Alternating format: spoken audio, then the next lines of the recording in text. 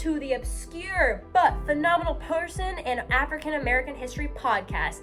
I'm your host, Jasmin Bioteau, a senior here at the University of Delaware, and today we have a phenomenal educator and activist who has ties personally to me and my family. Drum roll. And her name is Martha Briggs. Born March 31st, 1838 to John Briggs and Fanny Bassett Briggs in New Bedford, Massachusetts, which is where my family is from and my personal connection to Martha Briggs, abolitionism and educational justice were instilled in her at a very young age. Her father, who was uncommonly educated for a black man of the times, 1830s, 1840s, deeply valued education and made sure that Martha had access to the best that they could afford. He was very vocal in politics and very anti-slavery, and made sure to surround Martha with others who had similar values, such as his very good friend, Frederick Douglass. Due to this dedication to education, Martha Briggs became the first black girl to graduate from New Bedford High School, and to top it off, she graduated with honors. This is the same high school that my mom, aunts, uncles, and cousins attended.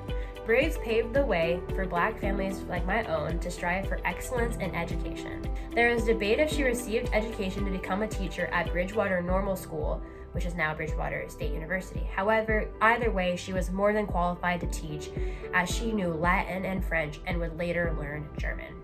She began her teaching career in her father's home in New Bedford, where she taught pupils to read and write.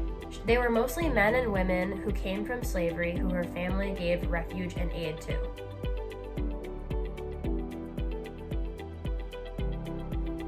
As her career progresses, she teaches in both Massachusetts and Rhode Island. Specifically in Newport, Rhode Island, she acts as governess, where she is a private teacher for a wealthy black family, the family of George T. Downing. He hired her because he did not like the Eurocentricity of the public school curriculum, and thus wanted his kids to be homeschooled by a black abolitionist teacher. Briggs' reputation as a teacher had grown and spread really far. As such, she is invited to teach in a DC's public school for African American girls that was created by educator and activist Myrtilla Minor. She declined at the time, but years later she'll make the decision to go back and teach there. Briggs momentarily pivoted in her career and briefly studied nursing at Boston Medical College.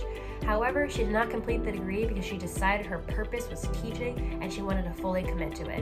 In her dedication to education, she went to Maryland and taught in a full-time teacher position for a few years. She then moved to DC in 1869, where she would teach for the next 20 years. She began this work by teaching in DC colored schools like Anthony Boeing Elementary School. She worked her way up and became the principal. In 1873, Howard University hired her to teach in their mathematics and teacher preparation program.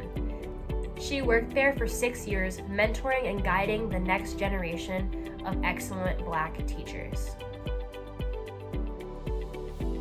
In 1879, she was invited to be the principal of the Minor Normal School, the school she was invited to work at all those years ago. This school is now part of the University of the District of Columbia. She receives high praise for her work leading this institution and molding the next generation of black teachers. Briggs stepped down from her position at the Minor Normal School due to poor health and decides to work again for Howard University Normal Department, which is their teaching department, in 1883. She worked at Howard University until she died in 1889 at the age of 50. Despite Martha's death, her legacy lives on. 2 DC schools were named in her honor, Briggs Elementary School and Briggs Montgomery Elementary School. Both have since been demolished. However, Howard University has memorialized her with a tablet placed on the wall of Andrew Rankin Chapel on their campus. My personal connection to Martha Briggs is through a foundation that lives on in her honor, the Martha Briggs Educational Club. It was founded in 1920 and established a student aid fund for minority students in the greater New Bedford area. My aunt was an active member of this club, and I have brought her as a surprise onto this podcast so she can talk to y'all all about the foundation and how it brings Martha's legacy to the modern era. This is my aunt, Sylvia Gomes, the amazing, the awesome, the beautiful. So could you tell us about your involvement with the Martha Briggs Foundation? Yes, Jasmin, it's always a pleasure. So I want to just first say that Martha Briggs Educational Club has been around for 104 years. And I want to say that I am not an active member now because I am a member of the judicial branch in Massachusetts and I am a juvenile judge.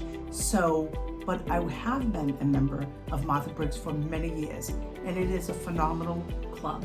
The last existing organization of women of color in the entire Massachusetts. So they are impressive. So they have two missions. The two missions that they have is one, that they take care of the Sergeant Carney home. And that home has been part of Martha Briggs for an extensive period of time. And their job is to make sure that Sergeant Carney, who is part of the 54th Regiment, that he lived in New Bedford and the home was passed to them, so they maintain the history of that home.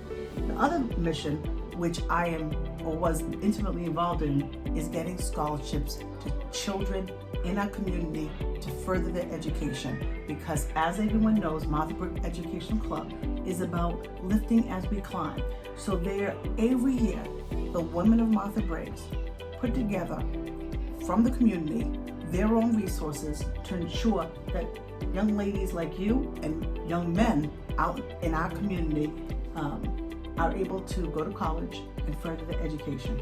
Because as we discussed earlier, Martha Briggs is very dedicated to activism and education. And so the foundation is a bunch of people dedicated in the New Bedford community to furthering education, especially for POC young people. Absolutely, and of course you can Google, go online, and you can learn 1,000 other points of information about Martha Briggs Educational Club. And I would say to you is this: in every community, wherever you are, you should lift as you climb.